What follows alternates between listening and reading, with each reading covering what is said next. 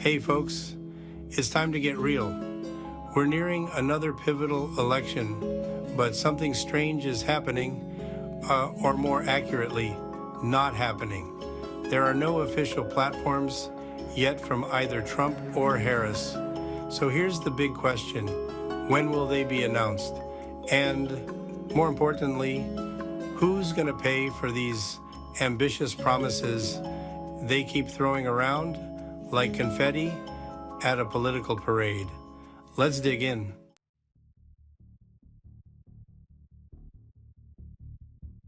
Now, in the grand old history of American elections, platforms, the actual political plans, are what we, the people, are supposed to vote on.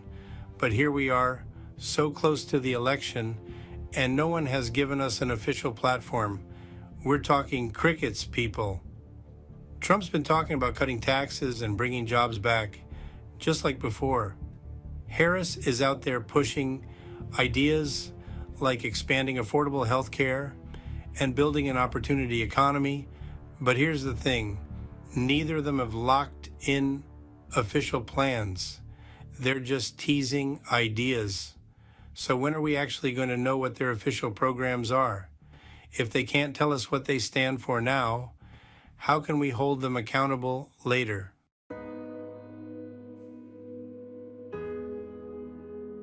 This is where we enter the realm of hyperpolitics and spectacle society. What does that mean? It means we're no longer dealing with real politics, with real policies, and real ideas for the future.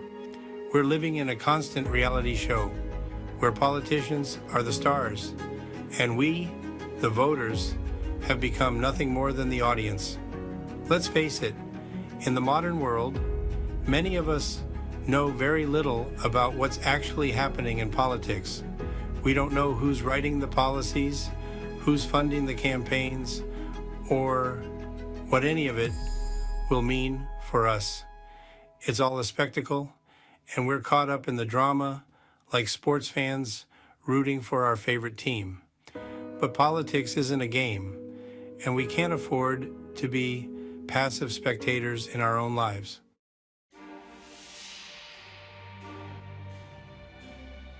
All right, so let's say these official platforms eventually come out. Great. Who's paying for these grand visions?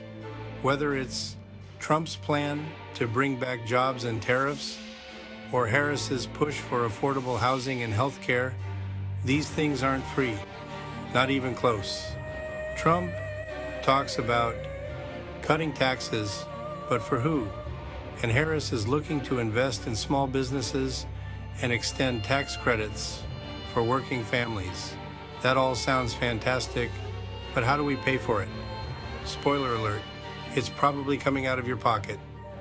The little man, the everyday worker, is the one who ends up bearing the brunt of these ambitious promises. We need to start asking, who's footing the bill? Because I can guarantee you, it's not the billionaires. It's the people just trying to get by, the ones paying rent, feeding families, working 2 jobs, when neither side gives us a clear path forward on how to fund their programs. It's the people on Main Street, not Wall Street, who suffer.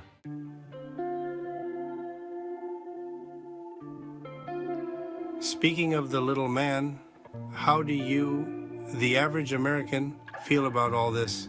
Without platforms, you're left in the dark about basic things like job security, health care, and affordable housing. Jobs? What happens if you work in an industry like manufacturing, which keeps getting outsourced to China or Mexico? Healthcare? If you rely on affordable healthcare, will it be there for you when you need it, or will you get stuck with skyrocketing premiums? Taxes? Are you going to get squeezed while the corporations and the ultra-wealthy laugh all the way to the bank?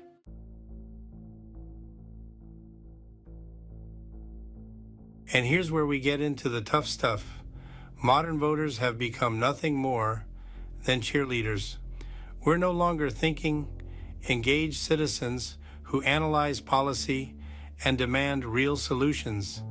Instead, we're rooting for our team like it's the Super Bowl and hoping that our side wins, even if we don't fully understand what that win actually means. It's like this: we're treating elections like a sporting event. Trump fans will back him no matter what, and Harris's supporters will do the same for her. But politics isn't supposed to be about loyalty to a person.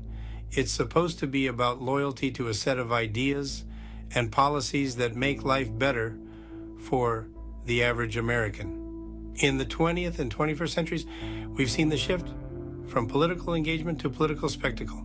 Think about it. Candidates have become performers, and we become their audience. We cheer, we clap, we boo, but do we even know what we're cheering for?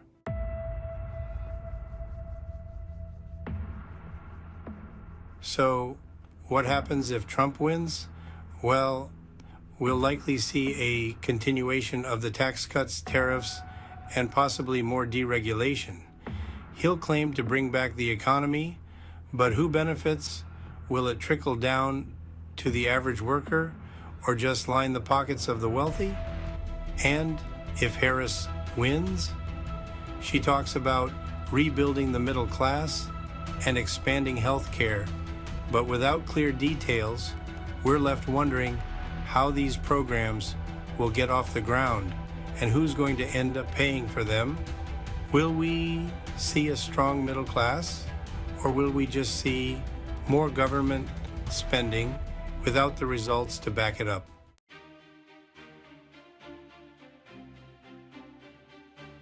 So here's the bottom line.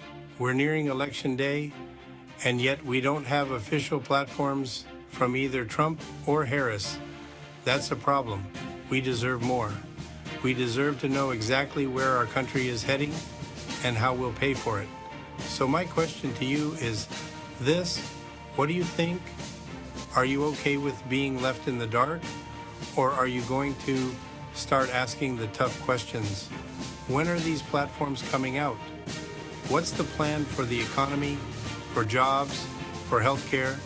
And who's paying for it? Because at the end of the day, it's your life, your paycheck, and your future on the line. Thanks for tuning in, folks. Stay sharp, stay critical, and don't let them distract you with the spectacle.